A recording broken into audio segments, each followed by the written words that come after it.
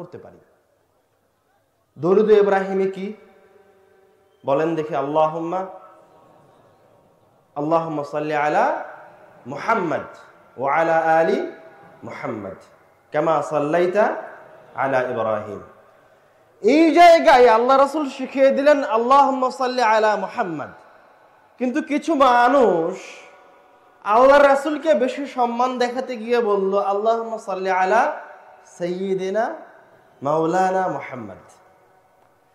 এখন ও কিন্তু আল্লাহ রাসূলের ভালোবাসাতেই বলেছে, এবং শব্দ যে দুইটা বলেছে দুটোর একটা শব্দ কিন্তু খারাপ নয়, দুটোই খুব সম্মানজনক ভালো শব্দ।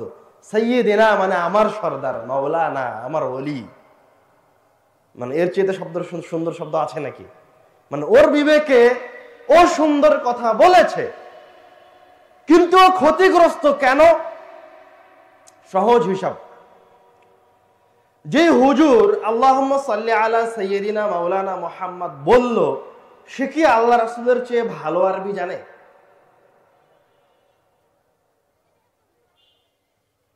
এটা 1 নাম্বার পয়েন্ট। 2 নাম্বার পয়েন্ট, আল্লাহ রাসূলের কথাটা রব্বুল আলামিনের কাছে বেশি গ্রহণযোগ্য না তার হুজুরের কথাটা আল্লাহ রব্বুল আলামিনের কাছে বেশি গ্রহণযোগ্য? আল্লাহ রাসূলের কথাটা অবশ্যই বেশি গ্রহণযোগ্য। যে আপনাকে এই বাড়িয়ে চাড়িয়ে এই দোয়াটা শিখিয়ে দিল, সে বড় আলেম রব্বুল আলামিনের কাছে সে বেশি প্রিয় না মুহাম্মদ সাল্লাল্লাহু আলাইহি ওয়াসাল্লাম বেশি প্রিয়? মুহাম্মদ সাল্লাল্লাহু আলাইহি বেশি প্রিয়। তো আপনি কোন বুদ্ধিতে আপনার হুজুরের কথাটা গ্রহণ করলেন? আপনি তো সম্মান দেখাতে চাচ্ছেন, কিন্তু সম্মানটা ভুল পদ্ধতিতে। সম্মান যখন ভুল পদ্ধতিতে হয় তখন আল্লাহ রাসূলকে অপমান করা হয়। সম্মান যেটা আল্লাহ রাসূল চেয়েছেন, যেভাবে চেয়েছেন ওইভাবে করতে হবে। এর চেয়ে বেশি করার ক্ষমতা আমার আপনার কাছে নাই, চাইলেও পারবো না। যদি জোর করে করতে চাই তো করাটা ভুল হবে, কেননা আমার রাসূলকে তার সাহাবায়ে কেরামের চেয়ে বেশি কেউ ভালোবাসতে পারবে না, কিয়ামত পর্যন্ত চেষ্টা করলেও পারবে না। তো ওটার মাঝে আল্লাহ রাসূলের প্রতি ভালোবাসা আছে, যেটার উপরে তার সাহাবায়ে কেরামগণ চলেছেন, যেটা আল্লাহ রাসূল নিজে করতে বলেছেন। যখনই আপনি বাড়াতে যাবেন, অতিরিক্ত ভালোবাসা দেখাতে যাবেন, তখন আপনি বিভ্রান্ত হবেন, তখন আপনি বেদাতে লিপ্ত হবেন, তখন আপনি পথভ্রষ্ট হবেন। এবার তাহলে বলি যে কেন আপনি বাড়াবাড়ি করছেন? বেদাত করতে খুব ভালো লাগে, এই কথাটা বলতে খুব বেদাত করতে খুব মজা পাওয়া যায়, শান্তি পাওয়া যায়, অন্তরে শান্তি লাগে। বেদাত করলে মজা পাওয়া যায়, যে সাল্লি আলা সাইয়্যিদিনা মাওলানা বলেছি তো ভালো লাগছে না? ভালো তো লাগছে, সুন্দর দুটো শব্দ। আরো সহজ করে বুঝেন, সালাত আদায় করলাম, সালাত আদায়ের পরে যদি হাত তুলে মোনাজাত করি তাহলে ভালো লাগে না? ভালো তো লাগে। ইমাম হাত উঠাবে, সবাই তার সাথে হাত উঠাবে, কত সুন্দর দৃশ্য, মাশাআল্লাহ। ইমাম দোয়া পড়বে, সবাই সাথে আমিন আমিন বলবে, কত সুন্দর দৃশ্য। কিন্তু আল্লাহ রাসূল তো ওটা করেননি, ওই জন্য ওটা বেদাত। তোমাকে বেশি ইবাদত গুজার হতে হবে না, আল্লাহ রাসূল যতটুকু করতে বলেছে ততটুকু করো। এখন কেন আপনি বেশি বাড়াবাড়ি করছেন ইবাদতে? আপনি যে বাড়াবাড়ি করছেন ইবাদতে, এটা আপনি শয়তানের পক্ষ থেকে করছেন। কেননা শয়তান জানে যে আপনি আল্লাহর রাসূলকে কোনো অকথ্য ভাষায় গালিগালাজ করে অপমান করবেন না। কোনো হানাফিও করবে না, কোনো শাফিও করবে না, কোনো ব্রেলভিও করবে না। এমন কোন মুসলমান নাই এই পৃথিবীতে যে তার রাসূলকে গালি দিতে পারে। ওকে জবাই করে দিলেও তারা আল্লাহ রাসূলকে গালি দিবে না। এটা আপনি যেমন জানেন, আপনার চেয়ে আরো ভালোভাবে কে জানে? শয়তান জানে। তো শয়তান জানে আপনি আল্লাহ রাসূলকে অপমান করবেন না, এই জন্য শয়তান সবসময় খুব সুন্দর পথ অবলম্বন করে যেন আপনি আল্লাহ রাসূলকে অপমান করেন। ঠিক শিরকে একই সিস্টেম, একই উপায়। শয়তান জানে যে এই মুসলমানেরা সরাসরি মূর্তিকে সিজদা করবে না, এই পৃথিবীর মুসলমানেরা আল্লাহর সাথে আর একজন ইলাহের স্বীকৃতি দিবে না। তার মানে কি পৃথিবীতে আর কোনো মুসলমান মুশরিক নাই? কথা বলেন। অবশ্যই আছে। তো তাহলে সেটা কারা? তাহলে ওই শিরিকটা কি? ওই শিরিকটা হচ্ছে রব্বুল আলামিনের প্রতি আপনার ভুল পদ্ধতিতে ভালোবাসা, রব্বুল আলামিনের নিকটে ভুল পদ্ধতিতে যাওয়া, রব্বুল আলামিনের কাছে ভুল পদ্ধতিতে ওসিলা গ্রহণ করা, ওটাই শিরিক বর্তমান যুগের। কবরে গিয়ে কিছু চাওয়া, ওটাই বর্তমান যুগের মূর্তি পূজা। শুধুমাত্র সিস্টেম পরিবর্তন হয়েছে। এখন আপনি শয়তানকে চিনতে পারেন না। আরো পিছনে ফিরে যান, একদম শুরুতে মানে আদম আলাইহিস সালাতু ওয়াস সালামের কাছে। আদম আলাইহিস সালামকে রব্বুল আলামিন নিজে হাতে সৃষ্টি করলেন। আদম আলাইহিস সালাম সকল মানুষের রব্বুল আলামিনের সর্বশ্রেষ্ঠ সৃষ্টির পিতা, যাকে আল্লাহ নিজে হাতে বানিয়েছেন, যাকে আল্লাহ সকল ইলম শিখিয়ে দিয়েছেন। এত বড় একজন মহান ব্যক্তির কাছে শয়তান এসে বলছে, রব্বুল আলামিন নিজে কোরআনুল কারীমে বলছেন, শয়তান এসে আদমকে বলছে, ইন্নী লাকুমা লামিনান নাসিহিন, আমি তোমাদেরকে উপদেশ দেওয়ার জন্য এসেছি। কে আদম আলাইহিস সালামকে বলছে? শয়তান বলছে। মনোযোগ দিয়ে শুনেন। শয়তান আদম আলাইহিস সালামকে এসে বলছে যে আমি তোমাকে উপদেশ করার জন্য এসেছি, আমি উপদেশটা, আমি ভালো মানুষ, আমি খুব পরহেজগার বান্দা, আমি তোমার কল্যাণ চাই, অনেক কিছু। এবার ভূমিকা টুমিকা শেষ করে এবার আদম আলাইহিস সালামকে বলছে যে ওই যে ফলের গাছটা দেখতে পাচ্ছ, ওই ফল গাছ, ওই গাছের এই ফলের এই এই উপকারিতা আছে, তুমি যদি খাও তাহলে তুমি আর কোনোদিন বিরুদ্ধ হবে না, তুমি যদি খাও তাহলে আর কোনোদিন জান্নাত থেকে বের হবে না। যত ভালো বলার, যতভাবে আদম আলাইহিস সালামের বিবেককে পরিবর্তন করা যায়, ফুসলানো যায়। শয়তান কিন্তু আদম আলাইহিস সালামকে এসে তার রব্বুল আলামিনকে গালি দেওয়ার কথা বলছে না, বরঞ্চ ফজিলতের কথা বলছে। তো মানুষকে রব্বুল আলামিন একটা তবিয়ত দিয়ে রেখেছেন, একটা ফিতরাত দিয়ে রেখেছেন। যখন সে একটা কথা বারবার শুনে, বারবার দেখে, তখন সে ওটাকে মেনে নেয়। শুনতে শুনতে আদম আলাইহিস সালাম ফল খেয়ে ফেলেছেন। যখন খেয়ে ফেলেছেন তখন ধরা পড়ে গেছেন, তখন এবার শয়তানও সফল হয়ে গেছে, পালিয়ে গেছে। এবার আদম আলাইহিস সালাম ধরা। তো এই ঘটনা এই জন্য বললাম, আপনি কি মনে করছেন যে ইবলিস আদম আলাইহিস সালামকে ওয়াসওয়াসা দিলেন, সেই ইবলিস মারা গেছে? মরে গেছে নাকি ইবলিস? জানাজার সালাত পড়া হয়েছে ইবলিসের? ইবলিস তো মারা যায়নি। ইবলিস আদম আলাইহিস সালামকে ওয়াসওয়াসা দিয়েছে, ভুল করিয়েছে। তারপরে আপনার আগ পর্যন্ত এই কোটি কোটি বছর যাবত কোটি কোটি মিলিয়ন মুসলমানকে পথভ্রষ্ট করার এক্সপেরিয়েন্স ইবলিসের আছে। আপনার বয়স তো 60 বছর কেবল, ইবলিস তো কোটি কোটি বছর থেকে আপনার মতো মানুষকে পথভ্রষ্ট করে আসছে। ওর কাছে 1-2 এর ব্যাপার। আপনি ইবলিসকে চিনতে ভুল করেছেন, আপনি শয়তানকে চিনতে ভুল করেছেন। এবং ওর শুধু এক্সপেরিয়েন্স আছে না, রব্বুল আলামিন তাকে এক অসম্ভব ক্ষমতা দিয়ে রেখেছেন, যে ক্ষমতা আমাদের কাছে নাই, কোনো প্রযুক্তির কাছে নাই।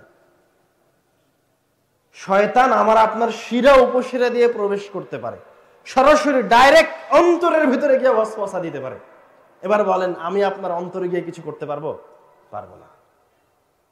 আমি সর্বোচ্চ আপনাকে আমার কথা শোনাতে পারবো, তাও যদি আপনি না শুনতে চান তো আমি জোর করে শোনাতে পারবো না।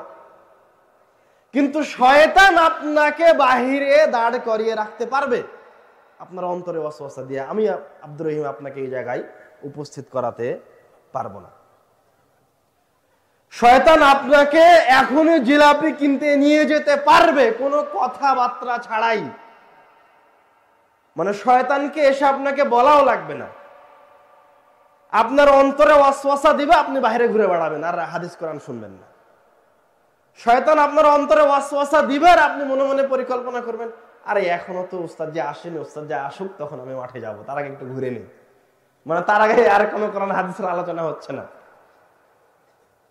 ভুল বুঝেছেন।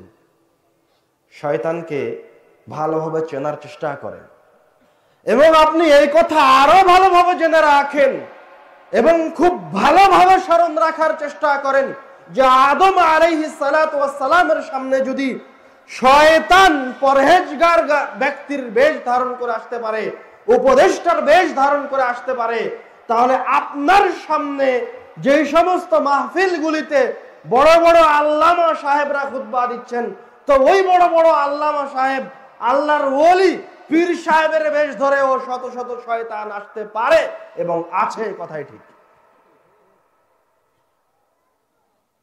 মানে এরকম অসংখ্য জায়গা আছে যে জায়গায় আপনার মতো তাওহীদি জনতার সামনে একজন শয়তান বসে নসিহত করছে, ওয়াজ করছে।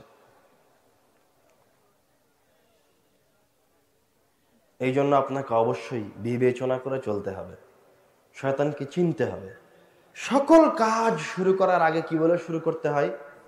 বিসমিল্লাহ বলে। আর পৃথিবীতে নয়, সবচেয়ে শ্রেষ্ঠ, সবচেয়ে দামি, সবচেয়ে মূল্যবান, সবচেয়ে সম্মানিত, চিরস্থায়ী, ক্ষণস্থায়ী নয়, রব্বুল আলামিনের কিতাব, স্বয়ং রব্বুল আলামিনের বাণী, তার কথা তেলাওয়াত করার সময় আগে শয়তান থেকে পরিত্রাণ চাইতে হয়, পরে বিসমিল্লাহ। আল্লাহ রাব্বুল আলামিন বলছেন, فإذا قرأت القرآن فاستعذ بالله من الشيطان الرجيم। যখন তুমি কোরআন তেলাওয়াত করো তখন আগে আল্লাহর কাছে শয়তান থেকে পরিত্রাণ চাও। মানে শয়তান খুব ভয়ঙ্কর। আপনি যদি আগে শয়তান থেকে পরিত্রাণ না চান তো কোরআন মাজিদ আপনি হয়তো পড়বেন, কিন্তু কোরআন মাজিদ পড়ে আপনার অন্তরে যে ঈমানের বীজ অঙ্কুরিত হয় এটা শয়তান অবশিষ্ট থাকতে দিবে না, নষ্ট করে দিবে। শয়তান আপনাকে ওয়াসওয়াসা দিবে। এই জন্যই সর্বশ্রেষ্ঠ গ্রন্থ শুরু করার আগে রব্বুল আলামিন বললেন, আগে তুমি বলো আউযু বিল্লাহি মিনাশ শাইতানির রাজিম, তারপরে বলো বিসমিল্লাহির রহমানির রহিম। আপনাকে আমি বলছিলাম শয়তানকে আপনি ভালোভাবে চিনেন এবং শয়তানের কিছু সংক্ষিপ্ত পরিচয় আপনাদের সামনে তুলে ধরলাম। তার আগে বললাম আল্লাহ রাসূল সাল্লাল্লাহু আলাইহি ওয়াসাল্লামের প্রতি দরুদ পাঠের ফজিলত। দরুদ পাঠের ফজিলতে আপনাদেরকে আরো একটা আয়াত রব্বুল আলামিনের শোনাতে চাই। রব্বুল আলামিন কোরআনুল কারীমে বলছেন, ইন্নাল্লাহা ওয়া মালাইকাতাহু ইউসাল্লুনা আলান নবী, নিশ্চয় আল্লাহ এবং তার ফেরেশতাগণ রাসূলের উপর সালাত পাঠ করেন। সুবহানাল্লাহ। ইয়া আইয়ুহাল্লাযীনা আমানু সাল্লু আলাইহি ওয়া সাল্লিমু তাসলিমা, হে মুমিন ঈমানদারগণ, যারা ঈমান আনয়ন করেছো তোমরাও তোমাদের রাসূলের উপর দরুদ পাঠ করো। সুবহানাল্লাহ। আল্লাহ স্বয়ং নিজে নির্দেশ দিচ্ছেন। আল্লাহ রাসূলের উপর দরুদ, আল্লাহ রাসূলের উপর সালাত পাঠ করেন মানে আল্লাহ রাব্বুল আলামিন আল্লাহ রাসূলের প্রশংসা করেন। সুবহানাল্লাহ। আর ফেরেশতারা আল্লাহ রাসূলের উপর সালাত পাঠ করে মানে ফেরেশতারা আল্লাহ রাসূলের জন্য ক্ষমা প্রার্থনা করে। সুবহানাল্লাহ। আর আমাদেরকে রব্বুল আলামিন আমাদের রাসূলের উপর দরুদ পাঠ করতে বলছেন, আমাদের জন্য তার উপর দরুদ পাঠ করাকে ইবাদত করে দিয়েছেন। আমি দরুদ পাঠ করি আল্লাহর রাসূলের উপরে, আমি দরুদ পাঠ করছি আল্লাহর রাসূলের উপরে, এই দিকে আমার পাপ ক্ষমা হয়ে যাচ্ছে, আমার আমলনামায় নেকি লেখা হচ্ছে, আমার মর্যাদা সমুন্নীত হচ্ছে, রব্বুল আলামিনের পক্ষ থেকে আমার উপর রহমত অবতীর্ণ হচ্ছে। সুবহানাল্লাহ। এর নাম আল্লাহ রাসূলের উপর দরুদ পাঠ। আমরা আরো সামনের দিকে আরো গুরুত্বপূর্ণ কথার দিকে এগিয়ে যাই। রব্বুল আলামিন আমাদেরকে পৃথিবীতে পাঠিয়েছেন শুধুমাত্র তার ইবাদতের জন্য। রব্বুল আলামিনের ইবাদত ছাড়া দ্বিতীয় কোনো কাজ রব্বুল আলামিন আমাদেরকে দেননি। আল্লাহ রাব্বুল আলামিন কোরআনুল কারীমে বলছেন, ওয়ামা উমিরু, তাদেরকে আর কোনো নির্দেশই দেওয়া হয়নি, ইল্লা লিয়াবুদুল্লাহা মুখলিসিন, শুধুমাত্র একটা কাজ, একটা নির্দেশ ছাড়া, যে তারা রব্বুল আলামিনের ইবাদত করবে ইখলাসের সাথে। এছাড়া আর কোনো নির্দেশ কোন মুসলমানের উপরে নাই। আর এক আয়াতে রব্বুল আলামিন বলছেন, ওয়ামা খালাকতুল জিন্না ওয়াল ইনসা ইল্লা লিয়াবুদুন, আমি মানুষ এবং জিনকে সৃষ্টি করেছি শুধুমাত্র ইবাদতের জন্য।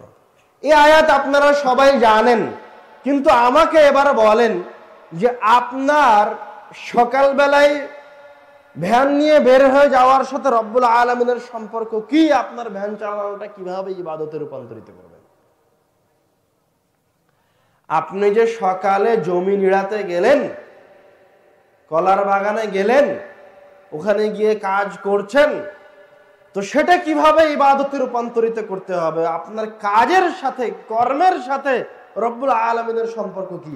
আল্লাহ তো কুরআনুল কারীমে বললেন আপনাকে তার ইবাদত ছাড়া অন্য কোনো দায়িত্ব দেওয়া হয়নি, মানে আপনার কাজকেও রব্বুল আলামিন ইবাদতে রূপান্তরিত করতে বলছেন। প্রশ্ন কি, কথা কি বুঝতে পেরেছেন? তো আপনি এখন কিভাবে আপনার কর্মসংস্থানকে, আপনার কর্মকে ইবাদতে রূপান্তরিত করবেন, এটা হচ্ছে প্রশ্ন। সবাই কি বুঝতে পেরেছেন কথা? যারা পিছনে, এখন কথা হচ্ছে আমি আমার কাজকে কিভাবে ইবাদতে রূপান্তরিত করব। সহজ উপায়, আপনি যখন ভ্যান নিয়ে বাসা থেকে বের হচ্ছেন, তখন রব্বুল আলামিনের কাছে এই নিয়ত করে বের হন যে রব্বুল আলামিন, তুমি রিজিক অন্বেষণের নির্দেশ দিয়েছো এবং তুমি আমাকে ক্ষুধা দিয়েছো, তুমি আমার পরিবারের ভরণ পোষণের দায়িত্ব আমার উপর অর্পণ করেছো, এই জন্য আমি রিজিক অন্বেষণে বের হচ্ছি। এই যে আমি ভ্যান নিয়ে বের হলাম, আমি কোনো প্রকার খারাপ কাজে লিপ্ত হব না। এই ভ্যানে করে তামাক, জর্দা, গুল, হারাম কোনো জিনিস নিয়ে যাব না। নিয়তকেও পরিশুদ্ধ করে নেন। এবার আপনি যতক্ষণ ভ্যান চালাবেন, রব্বুল আলামিনের ফেরেশতারা আপনার আমলনামায় নেকি লিখতে থাকবে। সুবহানাল্লাহ। মানে আপনার ভ্যান চালানো ইবাদতে রূপান্তরিত হয়ে গেছে। ঠিক তেমনি ভাবে আপনার দৈনন্দিন জীবনের অন্যান্য কাজ, জমিতে কাজ করতে গেছেন, তো নিয়তকে পরিশুদ্ধ রাখেন। জমিতে গিয়ে আরেকজনের আল কেটে আপনার জমিটা বড় করার চেষ্টা করিয়েন না। যদি আরেকজনের জমি থেকে আল কেটে বড় করার চেষ্টা করেন, এক তো আপনি জালেম, আপনার তো শাস্তি আছেই, দুই আপনার সময়টা ইবাদতের বাহিরে চলে গেল। আপনি এবার আপনার কাজকে, আপনার দিনকে ইবাদতে রূপান্তরিত করতে পারলেন না। আপনি দুই দিক থেকে ক্ষতিগ্রস্ত। কিন্তু আপনি যখন বের হচ্ছেন, তখনই আপনার নিয়তকে পরিশুদ্ধ করে নেন যে আপনি জমি চাষ করবেন, হালাল উপার্জন করবেন, কারো উপর অন্যায় করবেন না। বাস আপনি যতক্ষণ কাজ করছেন, রব্বুল আলামিনের পক্ষ থেকে আপনার আমলনামায় নেকি লেখা হবে। সুবহানাল্লাহ। এই জন্য আল্লাহ রাসূল সাল্লাল্লাহু আলাইহি ওয়াসাল্লাম বলছেন, ইন্নামাল আ'মালু বিন্নিয়াত, কাজ হচ্ছে নিয়তের উপর নির্ভরশীল। ওয়া ইন্নামা লিকুল্লি আমরিন মা নাওয়া, প্রত্যেক ব্যক্তি যা নিয়ত করেছে, তার ব্রেনে, এই মাথায় যা আছে, ওটার উপর ভিত্তি করে তারা আমলনামায় নেকি অথবা পাপ লিপিবদ্ধ করা হবে। আপনি আপনার ঘুমানোকেও ইবাদতে রূপান্তরিত করে নেন। কিভাবে? যখন ঘুমাতে যাচ্ছেন তখন সুন্নাতি পদ্ধতিতে ঘুমাতে যান। বলেন আল্লাহুম্মা বিইসমিকা আমুতু ওয়া আহইয়া। যখন ঘুমাতে যাচ্ছেন তখন আপনার ব্রেনে যেন থাকে যে আমাকে ফজরের সালাতে উঠতে হবে, আমি ফজরের সালাতে উঠে জামাতের সাথে ফজরের সালাত আদায় করব। এবার আপনি ঘুমিয়ে আছেন, ফেরেশতারা আপনার জন্য আপনার আমলনামায় নেকি লিখছে, আর আপনি ঘুমিয়ে। সুবহানাল্লাহ। এইভাবে প্রত্যেকটা কাজকে ইবাদতে রূপান্তরিত করতে হবে।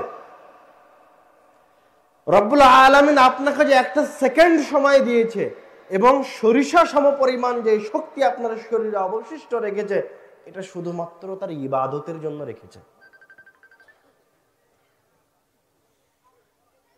সময়ে সময়ে রব্বুল আলামিন কিছু বিশেষ সুবিধা রেখেছেন মুসলমান বান্দাদের জন্য। বিশেষ সুবিধা রেখেছেন মানে আপনি এটা দোয়া বলবেন, তো দোয়া পড়াতে আপনার কাজ ইবাদতে রূপান্তরিত হলো, পাশাপাশি কিছু এক্সট্রা বেনিফিট আছে। যেমন সেই সমস্ত দোয়ার মাঝে একটা শক্তিশালী দোয়া হচ্ছে বাসা থেকে বের হওয়ার দোয়া। আল্লাহ রাসূল সাল্লাল্লাহু আলাইহি ওয়াসাল্লাম বলছেন, যখন আপনাদের কেউ বাসা থেকে বের হয়, তখন সে যদি বলে বিসমিল্লাহি তাওয়াক্কালতু আলা আল্লাহ লা হাওলা ওয়ালা কুওয়াতা ইল্লা বিল্লাহ, বিসমিল্লাহ, আমি আল্লাহর নামে বাসা থেকে বের হচ্ছি, তাওয়াক্কালতু আলাল্লাহ, আমি আল্লাহর উপর ভরসা করেছি, লা হাওলা ওয়ালা কুওয়াতা ইল্লা বিল্লাহ, আল্লাহর শক্তি, আল্লাহর ক্ষমতা ব্যতীত আর কোনো শক্তি, আর কোনো ক্ষমতা নাই। আপনি এই দোয়া বলে বাসা থেকে বের হয়েছেন, সাথে সাথে আপনার সাথে 3টা জিনিস ঘটে গেছে। আমি বলিনি, আল্লাহ রাসূল বলেছেন। আল্লাহ রাসূল সাল্লাল্লাহু আলাইহি ওয়াসাল্লাম বলছেন, দোয়া বলা শেষ হয়েছে, হদিয়া, আল্লাহর পক্ষ থেকে আপনাকে হেদায়াত দেওয়া হয়েছে। সুবহানাল্লাহ। 2, আল্লাহর পক্ষ থেকে আপনি যে কাজের জন্য বের হয়েছিলেন সেই কাজকে সহজ করে দেওয়া হয়েছে, উপায় বাতলে দেওয়া হয়েছে। সুবহানাল্লাহ। 3, রুকিয়া, আপনার বের হওয়ার পরে যেই বিপদে পড়ার কথা ছিল সেই বিপদটাকে রব্বুল আলামিন আপনার উপর থেকে উঠিয়ে নিয়েছেন। সুবহানাল্লাহ। খালি আপনি এই দোয়াটা পড়ে বাড়ি থেকে বের হন, এখানে শেষ নয়। আল্লাহ রাসূল সাল্লাল্লাহু আলাইহি ওয়াসাল্লাম বলছেন, যখন আপনি এই দোয়া পড়ে বাসা থেকে বের হলেন, তখন যে শয়তানটা আপনাকে বিপদে ফেলার জন্য অপেক্ষা করছিল, ওই শয়তানটাও আপনার কাছ থেকে পালিয়ে গেল। এবং যতক্ষণ পর্যন্ত আপনি বাহিরে থাকবেন, ততক্ষণ পর্যন্ত যেই শয়তানটা আপনার কাছ থেকে পালিয়ে গেছে, এই শয়তানটা এবার যেই শয়তানে আপনাকে বিপদে ফেলার জন্য আসবে, ওই শয়তানকে গিয়ে বলবে, তুমি এই বান্দার কি করতে পারো? এই বান্দাকে রব্বুল আলামিন হেদায়াত দিয়েছেন, উপায় বাতলে দিয়েছেন এবং তার উপর থেকে বিপদকে উঠিয়ে নিয়েছেন। সুবহানাল্লাহ। এইভাবে রব্বুল আলামিন দৈনন্দিন অসংখ্য সুন্নাত রেখেছেন, সুন্নাতের অভাব নাই। এবং এই প্রত্যেকটা সুন্নাতের আছে বিশেষ মর্যাদা। কিছু কিছু দোয়া আছে যার আছে বিশেষ উপকারিতা। এগুলি যে আমি আপনার সামনে আজকে প্রথম বলছি এমনটা তো নয়, এগুলি আজ থেকে 1450 বছর আগে আল্লাহ রাসূল সাল্লাল্লাহু আলাইহি ওয়াসাল্লাম বলে গেছেন। এর অসংখ্য দোয়া দরুদ আব্বু আপনাদের সামনে 20-25 বছর থেকে বলে আসছে। আর একটা মূল্যবান দোয়া শোনেন, সাইয়্যিদুল ইস্তিগফার, নাম শুনেননি? সাইয়্যিদুল ইস্তিগফার, এই দোয়াটা, এই নামটা মানুষের দেওয়া নয়, এই নামটা আল্লাহর রাসূলের মুখের কথা। সাইয়্যিদুল ইস্তিগফার মানে ইস্তিগফারের সরদার, ইস্তিগফারের রাজা। আল্লাহ রাসূল সাল্লাল্লাহু আলাইহি ওয়াসাল্লাম বলছেন, যে সাইয়্যিদুল ইস্তিগফার পড়লো, সকালে পড়লো আর সন্ধ্যা হওয়ার আগে মারা গেল, সে কি? জান্নাতি। সুবহানাল্লাহ। আবার যে সন্ধ্যায় পড়লো, সকাল হওয়ার আগে মারা গেল, সে জান্নাতি। এইভাবে আল্লাহ রাসূল সাল্লাল্লাহু আলাইহি ওয়াসাল্লাম আরো অসংখ্য ইবাদত রেখেছেন। যেমন আল্লাহ রাসূল সাল্লাল্লাহু আলাইহি ওয়াসাল্লাম বলছেন, মান ক্বারাআ আয়াতাল কুরসিয়্যি দুবুরা কুল্লি সালাতিন মাকতুবা, যেই ব্যক্তি 5 ওয়াক্ত ফরজ সালাতের পরে আয়াতুল কুরসি তেলাওয়াত করলো, সেই ব্যক্তির এবং তার জান্নাতের মাঝের দূরত্ব হচ্ছে তার মৃত্যু। সুবহানাল্লাহ। মানে ওই ব্যক্তি মারা গেলেই সরাসরি জান্নাতে চলে যাবে। আপনি এখনো হয়তো বুঝতে পারেন। আমরা বলছিলাম রব্বুল আলামিন আপনাকে শুধুমাত্র তার ইবাদতের জন্য সৃষ্টি করেছেন, অন্য কোনো কাজ রব্বুল আলামিন আপনাকে দেননি। রব্বুল আলামিন আপনাকে এই পৃথিবীতে পাঠিয়েছেন পরীক্ষা করার জন্য। আল্লাহ রাব্বুল আলামিন সূরা মুলকের 2য় আয়াতে বলছেন, আল্লাযী খালাকাল মাউতা ওয়াল হায়াতা লিয়াবলুয়াকুম, আল্লাহ রাব্বুল আলামিন জীবন এবং মৃত্যুকে সৃষ্টি করেছেন লিয়াবলুয়াকুম, তোমাদেরকে পরীক্ষা নেওয়ার জন্য। আইয়ুকুম আহসানু আমালা, তোমাদের মাঝে থেকে কে সবচেয়ে উত্তম ইবাদত করতে পারে এটা দেখার জন্য। তো রব্বুল আলামিন কি বলছেন? আপনাকে ইবাদতের জন্য এবং আপনাকে পরীক্ষা নেওয়ার জন্য সৃষ্টি করেছেন। রব্বুল আলামিনের কাছে আপনার জীবনটা আপনার জন্য পরীক্ষা স্বরূপ দেওয়া হয়েছে এবং এই জীবনটা 60 বছরের জীবনটা অতি ছোট, খুবই সংক্ষিপ্ত, খুবই সংক্ষিপ্ত মানে আরো স্পষ্ট ভাবে বুঝেন, কিয়ামতের একদিনের ব্যবধান কত? 50,000 বছর। আর আমার আপনার গড় আয়ু 60 থেকে ৭৭ বছর। তো কিয়ামতের কাছে আমার আপনার দুনিয়াবি জীবন 2 থেকে 3 মিনিট সময়। এই 2 থেকে 3 মিনিট সময়ের জন্য আমি আপনি কি করতে বাকি রেখেছি? কোন অন্যায়টা করিনি? এই দুনিয়াকে পাওয়ার জন্য আমরা কি না কি করছি, অথচ এই দুনিয়াটা যে কিয়ামতের মাঠে আপনি দাঁড়িয়ে থাকবেন, আপনার এই জীবনটা ওই কিয়ামতের মাঠের 2 মিনিট সময়, 3 মিনিট সময়। তাহলে কেন আপনি এই পরকালকে ভুলে থাকছেন? কেন মৃত্যুকে ভুলে থাকছেন? কেন মনে করছেন যে আপনাকে চিরস্থায়ীভাবে চিরদিনের জন্য ভবিষ্যতের চিন্তা করে, শত শত লক্ষ বছরের চিন্তা করে, টাকা পয়সা উপার্জন করে জমি জায়গা করে যেতে হবে? কেন আপনি ওই কবরটা দেখে, মানুষের মৃত্যু দেখে শিক্ষা গ্রহণ করলেন না? আমরা আমাদের আলোচনার শেষে চলে এসেছি।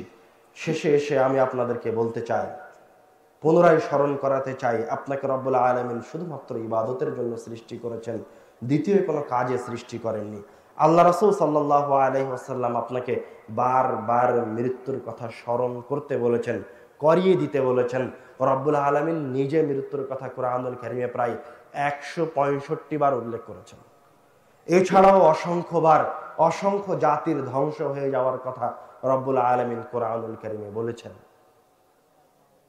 শুধুমাত্র আপনাকে এটা স্মরণ করানোর জন্য যে আপনি এই পৃথিবীতে থাকবেন না, এই পৃথিবীতে আপনাকে পাঠানো হয়েছে পরীক্ষা নেওয়ার জন্য।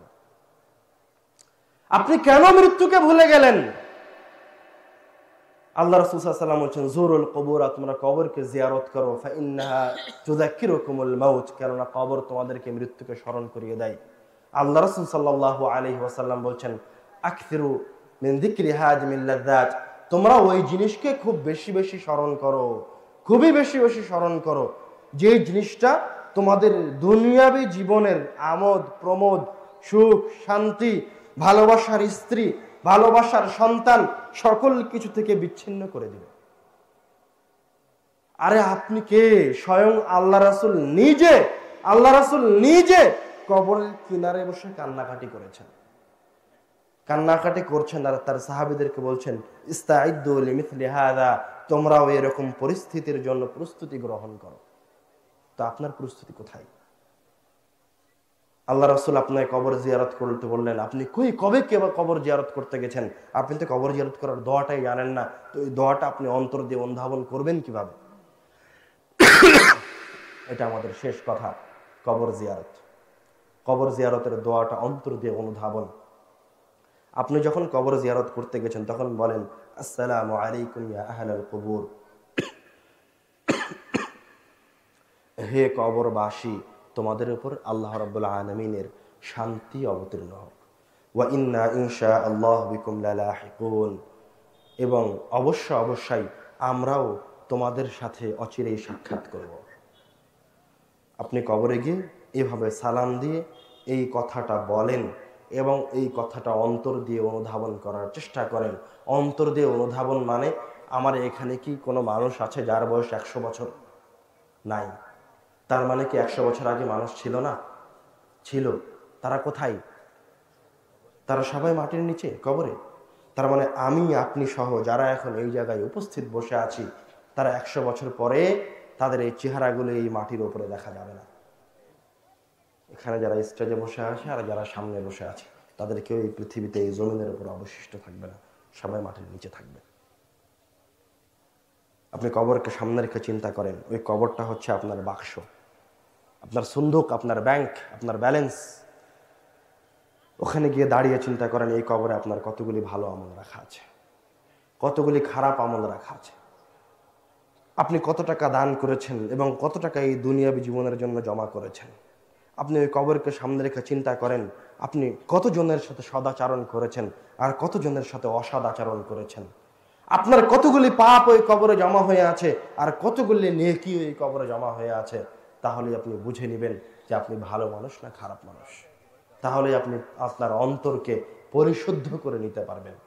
যে কোনো সময়ে যদি নিজেকে রব্বুল আলামিনের দিকে সহজে নিয়ে যেতে চান, যে কোনো সময়ে যদি রব্বুল আলামিনের কাছে অথবা এই পৃথিবী এবং আপনার নিজের হাকিকাত সত্যতা যাচাই করতে চান, তাহলে একবার কবরে চলে যান। কবরে গিয়ে একটা কবরের সামনে দাঁড়িয়ে এইভাবে সালাম দিয়ে চিন্তা করতে থাকেন নিজের অস্তিত্ব এবং এই পৃথিবীর অস্তিত্ব এবং আপনার ভবিষ্যতে কি আছে সেটা আপনি বুঝে ফেলবেন বলে দৃঢ় বিশ্বাসী, আশাবাদী। আল্লাহ রাসূল বলেছেন স্মরণ করলে পরকালের কথা আপনার মনে পড়বে, মৃত্যুর কথা মনে পড়বে, মৃত্যুর জন্য আপনি প্রস্তুতি গ্রহণ করতে পারবেন ইনশাআল্লাহ। আল্লাহ রাব্বুল আলামিন আমাদেরকে সদা সর্বদা কল্যাণের উপর থাকার তৌফিক দান করুন, আল্লাহুম্মা আমিন। আমাদের মাঝে থেকে যারা চলে গেছে, রব্বুল আলামিন তাদের কবরের আযাবকে মাফ করুক, আল্লাহুম্মা আমিন। এবং আমরা এই লম্বা আলোচনায় যা শুনেছি তা স্মরণ রাখার তৌফিক দান করুন, আল্লাহুম্মা আমিন। আমরা যা শুনেছি তার প্রথম কথা কি ছিল?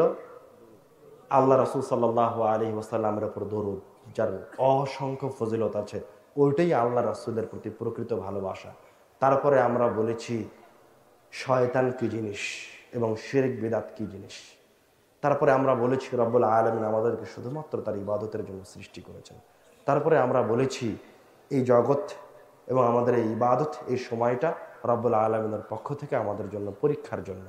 মারা গেলেই শুরু হয়ে যাবে কি করেছি এই পৃথিবীতে, তার ফলাফল, তার রেজাল্ট। আল্লাহ রাব্বুল আলামিন আমাদেরকে হেফাজত করুক, আল্লাহুম্মা আমিন। এই বলে আমি আমার কথা শেষ করছি। আখির দাওয়ানা আলহামদুলিল্লাহি রাব্বিল আলামিন।